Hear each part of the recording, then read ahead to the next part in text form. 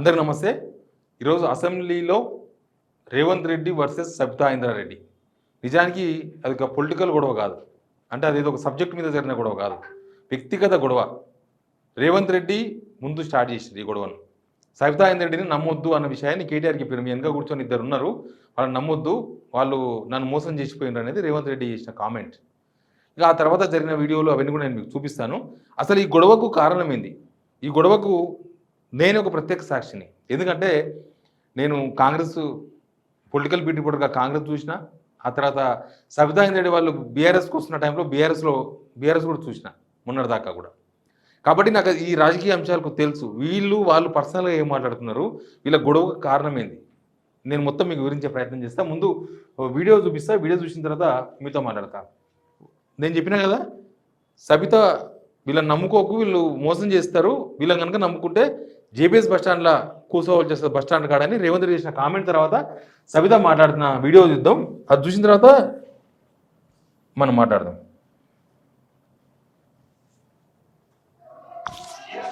ముఖ్యమంత్రి గారు ఎక్కడికి వెళ్ళి వచ్చారు, ఏ పార్టీలకు వెళ్ళి వచ్చారు, ఏ పార్టీలో చేరిండ్రు.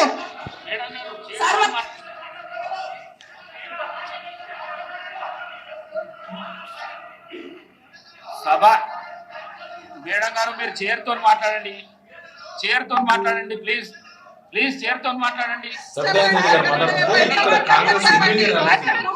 సభానాయకుడు మాట్లాడుతుంటేనే మీరు అగౌరవపడుతున్నారు. అధ్యక్ష ఒక నిమిషం, అధ్యక్ష ఆగమనండి. అధ్యక్ష మరి మాట్లాడడానికి అవకాశం ఇచ్చినప్పుడు ఆగమనాలి. అధ్యక్ష చర్చ పెడదాం. అధ్యక్ష తప్పకుండా చర్చ పెట్టుకుందాం.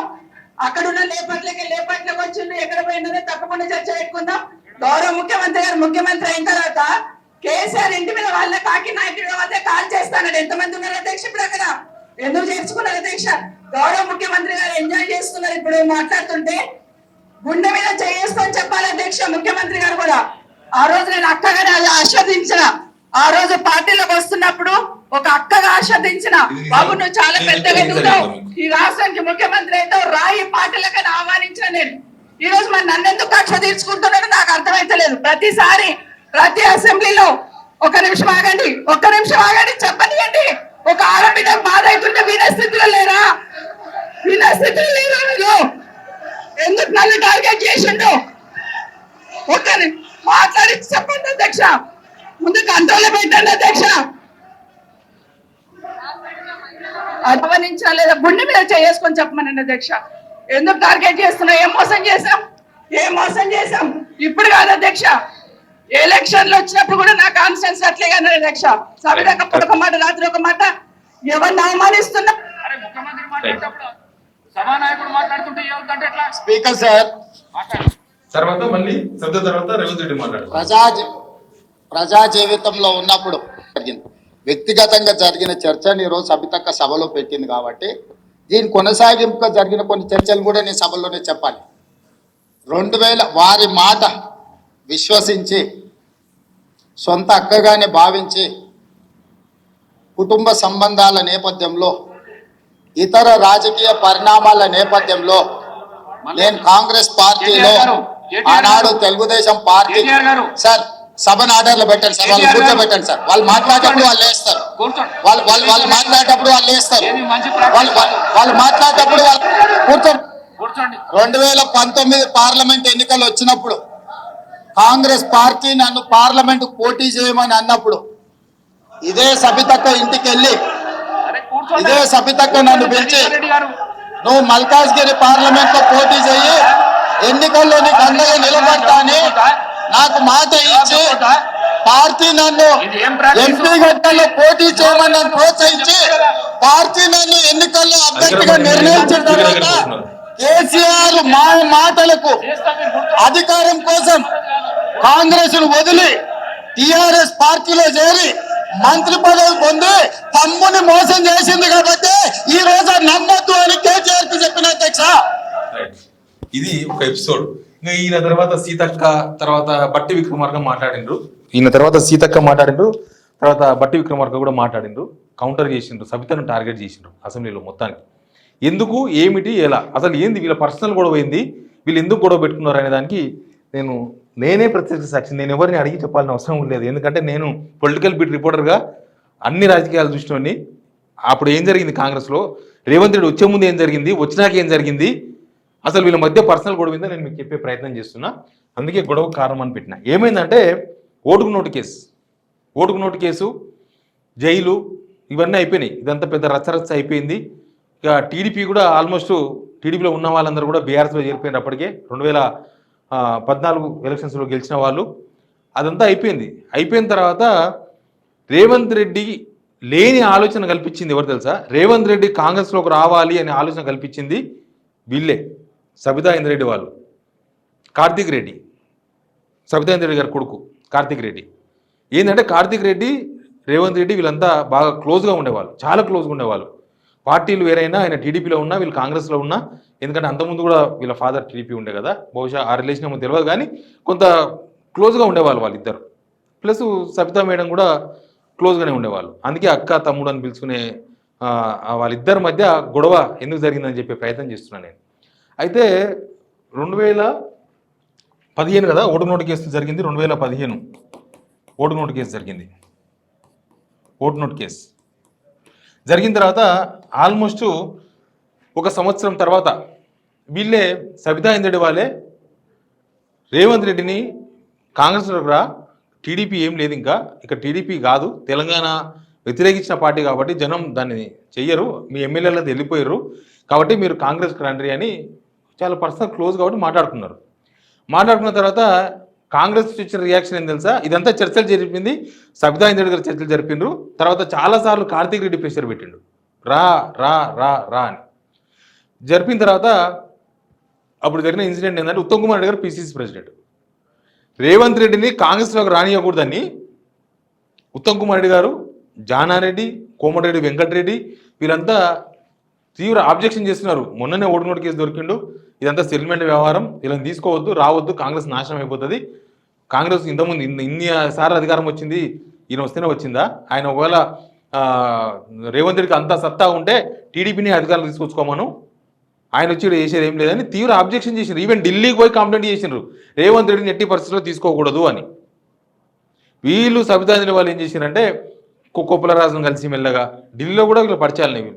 కాంగ్రెస్ కొంత పొలిటికల్ స్టెమినా ఫ్యామిలీ కదా, కొప్పులరాజును కలిసిండ్రు, కొప్పులరాజు దగ్గర పోయి అక్కడ ఇంగోని కలిసిండ్రు, దిగ్విజయ్ సింగ్ని కలిసిండ్రు, రకరకాల మనుషులను కలిసిండ్రు, రాహుల్ గాంధీని కలిసిండ్రు, జస్ట్ బికాస్ ఆఫ్ రేవంత్ రెడ్డిని కాంగ్రెస్లోకి తీసుకురావడానికి. నాకు తెలిసి కార్తీక్ రెడ్డి ఒక 7 సార్లు ఢిల్లీకి పోయింటాడు రెగ్యులర్గా. యాజ్ ఏ పొలిటికల్ బీట్ రిపోర్టర్గా నేను అందరు పొలిటీషియన్స్తో మ్యాక్సిమం టచ్లో ఉంటాను, ఇప్పుడు కూడా టచ్లో ఉంటాను, మాట్లాడుతుంటా. అందుకే నేను పొలిటికల్ పార్టీల లోపల జరిగే విషయాన్ని నేను కొంచెం చెప్పగలను, ఇప్పుడు కూడా చెప్తాం, ఇప్పుడు కూడా మాట్లాడతాను. అయితే కార్తీక్ రెడ్డికి చాలాసార్లు ఫోన్ చేస్తే ఢిల్లీలో ఉన్నా అని చెప్పేవాడు. ఫోన్ కూడా తెలియకుండా రోజులు అయితే అసలు అప్పుడు ఏమైంది, అసలు మంచిగా కాంటాక్ట్లో ఉంటుండే, ఏమవుతుందని చూస్తే రేవంత్ రెడ్డిని కాంగ్రెస్లోకి తీసుకురావడానికి అందరూ ఆబ్జెక్షన్ చేస్తున్న టైంలో వీళ్ళు, కార్తీక్ రెడ్డి వాళ్ళ అమ్మ సబితా ఇంద్రెడ్డి ఇద్దరు ఆయన తీసుకురావాలి, ఇక కొంత పోలరైజేషన్ జరగాలి, కాంగ్రెస్ పార్టీ కొంత బలోపేతం కావాలంటే. ఇదంతా ఇప్పుడు 2017 కన్నా ముందు నేను చెప్పేది, 17 ముందు 16 సంవత్సరంలో ఆల్మోస్ట్ ఇదంతా ప్రయత్నాలు నడుస్తూ ఉన్నాయి. వీళ్ళు ఆబ్జెక్షన్ చెప్తా ఉన్నారు, వద్దని అంతా నడుస్తూ ఉంది. ఫైనల్గా 2017 నవంబర్లో రేవంత్ రెడ్డి కాంగ్రెస్లో ఏరేందుకు రంగం సిద్ధం చేసినారు. వీళ్ళ ప్రమేయం లేకుండా, గుర్తుపెట్టుకోండి ఈ పాయింట్, ఉత్తమ్ కుమార్ రెడ్డి, జానారెడ్డి ఆబ్జెక్షన్ చేసిండు, జానారెడ్డి, కోమటిరెడ్డి వెంకటరెడ్డి వీళ్ళ ఎవ్వరి ప్రమేయం లేకుండా వీళ్ళే, ఈ కార్తీక్ రెడ్డి, సబితా ఇంద్రెడ్డి వాళ్ళే ఢిల్లీకి తిరిగి రేవంత్ రెడ్డికి మార్గం సుగమం చేసినారు కాంగ్రెస్ ఏరియనికి. మీకు అందరు గుర్తుందో లేదో నేను గుర్తు చేస్తా. 2017 November, date just miss 21 something ఏదో ఉండొచ్చు కాక, రేవంత్ రెడ్డి జైనింగ్ చాలా గ్రాండ్గా జరగాలి యాక్చువల్గా. ఎందుకంటే టీడీపీలో వర్కింగ్ ప్రెసిడెంట్ అప్పటికి, ఆయన వచ్చి దీనిలో చేరుతున్నప్పుడు గ్రాండ్గా జరగాలి. చాలా నామినల్గా జరిగింది. ఏడు జరిగింది జైనింగ్, గాంధీ భవన్లో జరగలే. రేవంత్ రెడ్డి ఇంటి ముందర పెట్టుకున్నాడు టెంట్ వేసి జైనింగ్ కార్యక్రమం పెట్టుకున్నాడు. అంతా కలిస్తే ఒక 1000 మంది కార్యకర్తలు కూడా లేరు. ఆయన కాన్స్టిట్యూన్సీకి సంబంధించిన వాళ్ళు కొడంగల్ వాళ్ళు తప్ప ఎవరు లేరు, వేరే స్టేట్ నుంచి ఎవరు వచ్చిన వాళ్ళు లేరు. ఈవెన్ టీడీపీ నుంచి కూడా రేవంత్ రెడ్డి ఎంబడి వచ్చిన వాళ్ళు ఎవరు లేరు, రేవంత్ రెడ్డి ఎంబడి కార్యకర్తలు వచ్చిన వాళ్ళు ఎవరు లేరు. అప్పటికి టీడీపీలో కొంతమంది ఉన్నారు కదా, అక్కడ నడిచేది. ఆ కార్యక్రమానికి Uttam Kumar Reddy PCC chief joining కార్యక్రమానికి పోతాడా పోడా అనేది పెద్ద డౌట్, సంశయం. ఎందుకంటే వీళ్ళంతా ఆబ్జెక్షన్ చేసిండ్రు. ఇక వీళ్ళేమో షార్ట్ కట్లో పోయి వీళ్ళే సబితా ఇంద్రారెడ్డి కార్తీక్ రెడ్డి ఇద్దరు తన తల్లి కొడుకులు ఇద్దరు షార్ట్ కట్లో పోయి రేవంత్ రెడ్డిని జైన్ చేసుకోవాలని ఢిల్లీ దాకా చర్చలు జరిపి ఢిల్లీలో మంతనాలు జరిపి ఈ కార్యక్రమం ఏర్పాటు చేసిండ్రు. ఉత్తమ్ కుమార్ రెడ్డి వాళ్ళకేమో నచ్చలేదు. ఎవరు పోలే, కోమరెడ్డి వెంకరెడ్డి వాళ్ళు వీళ్ళు ఎవరు పోలే. ఉత్తమ్ కుమార్ రెడ్డి మధ్యాహ్నం 12 గంటలకు ప్రోగ్రాం పెట్టుకుంటే 3 గంటలకు బలవంతంగా పోయిండు ఇంటికి. రేవంత్ రెడ్డి ఇంటి ముందర 10 days పెట్టిండ్రు. గాంధీ భవన్లో కాదు, ఏఐసీసీ కాదు, ఢిల్లీ కాదు, ఏడ కాదు జాయినింగ్. వీళ్ళు పోయి మొత్తాన్ని జాయిన్ చేసుకున్నారు. జాయిన్ చేసుకున్న తర్వాత గేమ్ స్టార్ట్ అయింది. ఏం గేమ్ స్టార్ట్ అయిందంటే ఈవెన్ రేవంత్ రెడ్డిని గాంధీ భవన్కు రా అని అడిగేతో లేడు. రేవంత్ రెడ్డిని ఎవరు అడుగుతారు? ఎవరు అడిగే పరిస్థితులు లేవు, ఎవరు అడిగే పరిస్థితి లేదు. ఆబ్జెక్షన్ చేసే వాళ్ళంతా గాంధీ భవన్లో తిరుగుతున్నారు. ఈయనను చేర్చుకోవడమే ఇష్టం లేదు వీళ్ళకి. గాంధీ భవన్లో కూడా ఈయన కాలు పెట్టే పరిస్థితి లేదు ఆ టైంలో. ఆ టైంలో మళ్ళీ ఫోర్సు, మళ్ళీ దిగ్విజయ్ సింగ్ వచ్చినాను ఒకసారి, ఆయన వచ్చినాను ఒకసారి, ఈయన వచ్చిన ఒకసారి, వీళ్ళ పేరు మీద కార్తీక్ రెడ్డి అండ్ సబితా ఇంద్రుడి పేరు మీద గాంధీ భవన్లో కాలు పెట్టండి రేవంత్ రెడ్డి. వీళ్ళు ఎవ్వరు రమ్మని అడుగుతలేరు కనీసం. వీళ్ళు తీసుకుపోయారు. తీసుకొని పోయిన తర్వాత పార్టీలో ఏం లేదు. రేవంత్ రెడ్డి అంటే ఉన్నాడు అంతే. కింద మీద వాడి పార్టీ ఒక ఐకాన్ అవుతాడు ఖచ్చితంగా. ముఖ్యంగా రెడ్డి సామాజిక వర్గానికి ఒక లీడర్ అవుతాడు, కొద్దిగా గట్టిగా మాట్లాడతాడు. కొంత వీళ్ళంతా వేరే లాకున్నారు. ఈయనకైతే బాగుంటుంది అని చెప్పి దిగ్విజయ్ సింగ్తో మళ్ళీ వాళ్ళతో మాట్లాడి లాస్ట్కి ఒక వర్కింగ్ ప్రెసిడెంట్ సాధించుకోగలిగారు. వర్కింగ్ ప్రెసిడెంట్ రావడంలో కూడా సబితా ఇంద్రెడ్డి పాత్ర ఉంది. కార్తీక్ రెడ్డి, మీరు అనొచ్చు కార్తీక్ రెడ్డి అంత పోటుగాడైతే కార్తీక్ రెడ్డి తెచ్చుకోవచ్చు కదా అని. తిరగడం లైజనింగ్ చేసింది కార్తీక్ రెడ్డి, మెయిన్ రోల్ పోషించిందంట సబితా ఇంద్రెడ్డి. ఆమెనే మాట్లాడింది మొత్తం అందరితోన. ఆమె ఎట్లా క్లోజ్ అయిందంటే వైఎస్ రాజశేఖర రెడ్డి అప్పటి నుంచి క్లోజ్. తర్వాత కేసులు అయినాయి, సిబిఐ కేసులు, రకరకాల వ్యవహారాలు అయినాయి కదా. అప్పుడు కొంత బాగా ఢిల్లీతో కొద్ది సంబంధాలు బాగా పెట్టుకున్నారు మేడం. అక్కడ ఉన్న లీడర్లతో మాట్లాడుకోవడం, డైలీ ఫోన్లో మాట్లాడడం, కొంత చర్చలు, కొంత సంబంధాలు, కొంత ఢిల్లీ లీడర్స్తో కొంత లైజనింగ్ చేసే వరకు క్లోజ్ అయ్యారు. ఆ తర్వాత ఏం జరిగింది? అసలు గేమ్ ఇక్కడ స్టార్ట్ అయింది. ఇప్పటిదాకా అసెంబ్లీలో చర్చ జరిగింది ఏంది? ఎవరు మోసం చేసిండ్రు?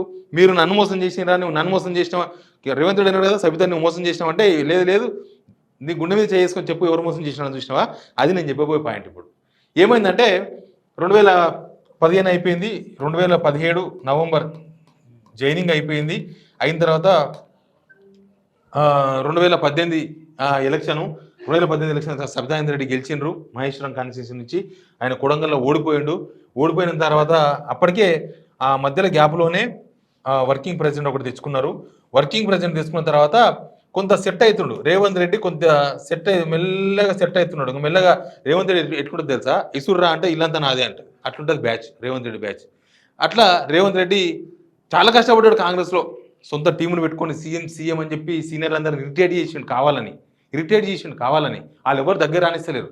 ఆ టైంలో అన్ని ప్రయోగాలు చేసిన రేవంత్ రెడ్డి ఉత్తగంగానే కష్టపడ్డాడు కాంగ్రెస్లో. తర్వాత ఇట్లా అయింది. రేవంత్ రెడ్డి వర్కింగ్ ప్రెసిడెంట్ కొద్దిగా సెట్ అయిన తర్వాత అసెంబ్లీ ఎలక్షన్ ఓడిపోయాడు ఆయన. ఇక చూసినాం కదా కాంగ్రెస్ సెట్ అయిందో, అవన్నీ చూసినాం మనం. చూసిన తర్వాత next Revanth Reddy MP election ticket కూడా అంత ఈజీగా రాలేదు. మల్కాజ్గిరి టికెట్ కూడా అంత ఈజీగా రాలేదు. మళ్ళీ వీళ్ళే లైజనింగ్ చేసిండ్రు, మళ్ళీ సబితా ఇంద్రెడ్డి వాళ్ళే లైజనింగ్ చేసిండ్రు, మళ్ళీ వీళ్ళే మాట్లాడుకున్నారు, మళ్ళీ అదే దిగ్విజయ్ సింగ్, మళ్ళీ అదే కొప్పుల రాజు, ఇక రకరకాల ఢిల్లీలో రకరకాల వ్యక్తులతో మాట్లాడారు. మల్కాజ్గిరి ఎంపీ టికెట్ ఇచ్చే సమయంలో కూడా వీళ్ళు అబ్జెక్షన్ చేసిండ్రు. ఎవరిల్లు? ఉత్తమ్, జానా, కోమటిరెడ్డి, వెంకటరెడ్డి, వీళ్ళు ముగ్గురు అబ్జెక్షన్ చేసిండ్రు. ఎనీవే కొట్లాడి తెచ్చుకున్నారు. అది కూడా తెచ్చుకున్న తర్వాత అప్పటికే కొంత రేవంత్ రెడ్డి స్టాండ్ అయ్యింది కదా.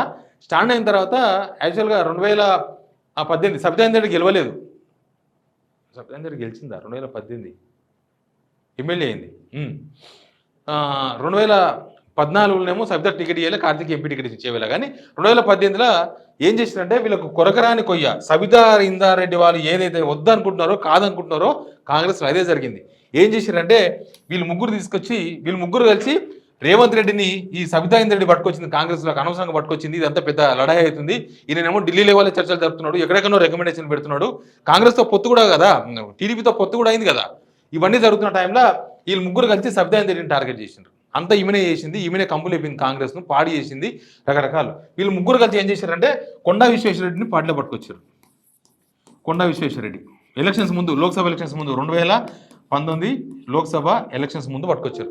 ఈ పట్టుకొచ్చే టైంలోనే వీళ్ళు కార్తిక్ రెడ్డి, సబితా ఇందర్ రెడ్డి వీళ్ళంతా తీవ్రమైన ఆబ్జెక్షన్ చేసినారు. ఇప్పుడు వాళ్ళు వస్తే జిల్లాలో మేమేం చేసుకోవాలి, జిల్లాలో కొద్దిగా మేము రాజకీయం నడిపిస్తున్నాము, కొండ విశ్వేశ్వరుడు వస్తే ఎట్లా, అసలు ఏంది ఇదంతా అని చెప్పి రేవంత్ రెడ్డితోన కొద్దిగా నడిపించే ప్రయత్నం చేసింది. రేవంత్ రెడ్డి కొద్దిగా స్ట్రాంగ్ అవుతుంది, ఢిల్లీ లెవెల్లో మాట్లాడుకుంటున్నాయి. ఆయన స్ట్రాంగ్ అవుతున్న టైంలో ఏం చేసింది తెలుసా, రేవంత్ రెడ్డి ఇలా ముగ్గురుతో చేతులు కలిపాడు.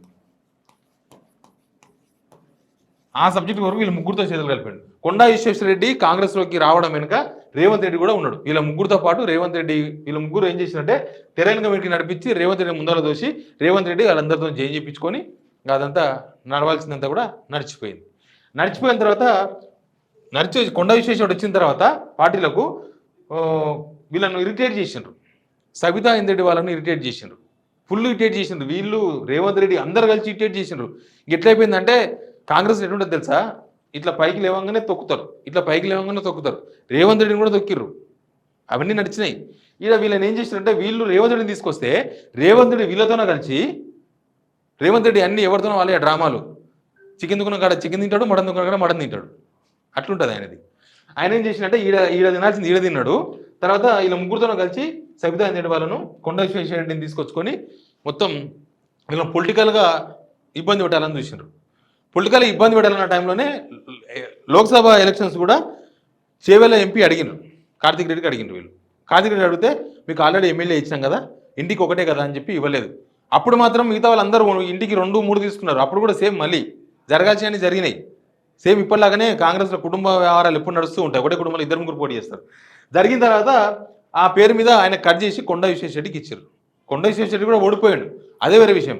కానీ ఆ తర్వాత కూడా కొండ విశ్వేశ్వరరెడ్డితో పైసలు గీసాలు ఉన్నాయి కదా, మన రేవంత్ రెడ్డి అటాచ్ అయిపోయింది వాళ్ళకి. కొండ విశ్వేశ్వరరెడ్డికి బాగా క్లోజ్ అయిపోయాడు. అయస్కాంతం ఎట్లా అతుకుంటో తెలుసు కదా, అట్లుంటుంది రేవంత్ రెడ్డి. డబ్బులు దొరికితే ఆయన చాలా ఇంటర్వ్యూలో కూడా చెప్పిండు కదా, డబ్బులు చుట్టపోతే లోపలికి వస్తాడు, డబ్బులు ఏమైనా వస్తాయి ఆ రోడ్ మీద ఉంటాడు అని. ఆయన డబ్బులు ఉన్నోడిని చాలా దగ్గరకు పోతాడు, డబ్బుల నుండి చాలా అటాచ్ అవుతాడు, డబ్బులు లేనోడిని దగ్గర రానియాడు. చుట్టపోనే అంత పెట్టిందంటే ఇంకా మిగతా వాళ్ళ విషయంలో మీరు గుర్తు చేసుకోవచ్చు. ఈ సబితా ఇంద్రతో పోలిస్తే కొండ విశ్వేశ్వరరెడ్డి 1000 కోట్ల అధిపతి కాబట్టి ఆయన దగ్గర తీసుకొని ఆయన దగ్గర అయ్యి ఆయనకు టికెట్ ఇప్పించి రేవంత్ రెడ్డి దగ్గరుండి అన్ని నడిపించేసిండు. ఆ తర్వాత ఇరిటేషన్ స్టార్ట్ అయింది. ఎలక్షన్ అయిపోయింది, ఓడిపోయిన తర్వాత కూడా వీళ్ళ ఫ్యామిలీ మీద ఫుల్ ఇరిటేట్. లాస్ట్ 7 స్టేజ్కి వచ్చారంటే సబితా ఇంద్రెడ్డి వాళ్ళు గాంధీ భవన్లో కాలు పెట్టలేని స్టేజ్కి తీసుకొచ్చారు.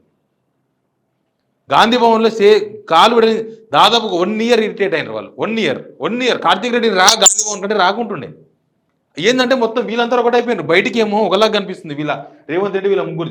కొన్ని రోజుల తర్వాత రేవంత్ రెడ్డి వీళ్ళ ముగ్గురిని కట్ చేసి తర్వాత కోపం వచ్చింది రేవంత్ రెడ్డికి. ఎందుకంటే వీళ్ళ ముగ్గురిని కొట్టిపడేసి కొండా విశ్వేశ్వరుడితో డైరెక్ట్ ఫ్రెండ్షిప్. వీళ్ళ ముగ్గురు మొత్తం బిత్తరపోయారు ఏం తిట్టయిందని. కానీ వీళ్ళ లక్ష్యం ఏంది, సబితా ఇంద్రెడ్డి వాళ్ళు. ఈయన లక్ష్యం అయిపోయింది. కొండా విశ్వేశ్వరుడిని తీసుకొచ్చిన తర్వాత రేవంత్ రెడ్డి కూడా వీళ్ళనే టార్గెట్ చేసిండు, ఈ ఫ్యామిలీని టార్గెట్ చేసిండు. గాంధీ భవన్లో కాలు పడలేని స్టేజ్కి తీసుకొచ్చిండు. ఎమ్మెల్యే గెలిచిన తర్వాత కూడా, అప్పటికి ఎమ్మెల్యే కదా ఆమె, ఆయన ఎంపీ గెలిచిండు. ఎంపీ గెలిచిన తర్వాత ఇక ప్రెసిడెంట్ అయ్యిండు. ఇక స్టార్ట్ అయింది. లాస్ట్కి వాళ్ళు ఏగలేక అడు చూసి ఇడు చూసి కొన్ని రోజులు తిరిగి అక్కడికి తిరిగి మాట్లాడక పోయి బీఆర్ఎస్లో పడ్డారు.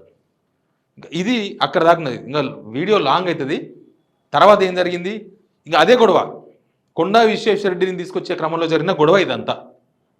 కొండా విశ్వేశ్వరరెడ్డి కోసం ఎవరినైతే ఈయన కాంగ్రెస్లో కాలు పెట్టే స్టేజ్ లేనప్పుడు ఎవరైతే చేతి పట్టి నడిపించుకుంటా వచ్చిర్రో రేవంత్ రెడ్డిని, వాళ్ళే సబితా ఇంద్రెడ్డి వాళ్ళు. ఎవరైతే గాంధీ భవన్లో కనీసం గాంధీ భవన్ చూసే అవకాశం కూడా లేదని భీష్మించుకొని కూర్చున్నారో వాళ్ళందరినీ పక్కగా జరిపి రేవంత్ రెడ్డిని హూందాగా గాంధీ భవన్ తీసుకొచ్చిన వాళ్ళు సబితా ఇంద్రెడ్డి అండ్ కార్తిక్ రెడ్డి. అక్కడ జరిగింది ఇక్కడ వ్యవహారం, ఇది వాస్తవం. ఇంకా ఆ తర్వాత మొన్న అసెంబ్లీ ఎలక్షన్స్ అప్పుడు పోయి సబితా ఇంద్రెడ్డిని టార్గెట్ చేసిండు రేవంత్ రెడ్డి. మొన్న లోక్సభ ఎలక్షన్స్ అప్పుడు పోయి టార్గెట్ చేసిండు. ఇప్పుడు ఒక మాట మాట్లాడుతుంది, అట్లా ఇట్లా అని మాట్లాడిండు. బీఆర్ఎస్ మొన్న రీసెంట్గా బీఆర్ఎస్ ఎమ్మెల్యేలంతా జాయిన్ అవుతున్న టైంలో రేవంత్ రెడ్డి వాళ్ళ భార్యతో ఫోన్ చేయించిన సబితా ఇంద్రెడ్డికి. అంత క్లోజ్, వాళ్ళ ఫ్యామిలీస్ అంత క్లోజ్. వాళ్ళ భార్య చాలాసార్లు మాట్లాడుతుంది. వాళ్ళ భార్య రేవంత్ రెడ్డి వాళ్ళ భార్య ఫోన్ చేసి మాట్లాడే ప్రయత్నం చేస్తే సబితా ఇంద్రెడ్డి లైన్లకు కూడా రాలేదు. ఎందుకంటే ఈయనేమో అడ్డదిడ్డంగా మాట్లాడుతున్నాడు రేవంత్ రెడ్డి. అరే మనం ఇట్లా చేస్తే మనం టార్గెట్ చేసిండు, మన మీద వ్యక్తిగతంగా మాట్లాడుతున్నాడు. పొలిటికల్గా మాట్లాడచ్చు. సబితా ఇంద్రెడ్డి ఎక్కడన్నా ఏదైనా అన్యాయం చేస్తే దాని గురించి మాట్లాడచ్చు. కానీ ఈమె పూటకో మాట మాట్లాడుతుంది. ఈమె నమ్ముకుంటే మీరు బస్టాండ్ కాడ పడాల్సి వస్తుంది. యాక్చువల్గా సబితను నమ్ముకొనే రేవంత్ రెడ్డి కాంగ్రెస్లోకి వచ్చిండు. ఆయన ఏం బస్టాండ్ దగ్గర అడుక్కుంటలేడు. మంచి సీఎం అయ్యిండు. అప్పుడే అయిపోయిన చర్చలు చూసాం కదా. నువ్వు ఖచ్చితంగా రా కాంగ్రెస్లో ముఖ్యమంత్రి అవుతామని చెప్పింది, ఆశీర్వదించిన చెప్పలే, అది పాయింట్. ఇంకా ఇక్కడ ఎవరిది తప్పు ఏం జరిగింది అనేది మీరు కామెంట్ రూపంలో తెలియజేయండి. Please subscribe signal TV.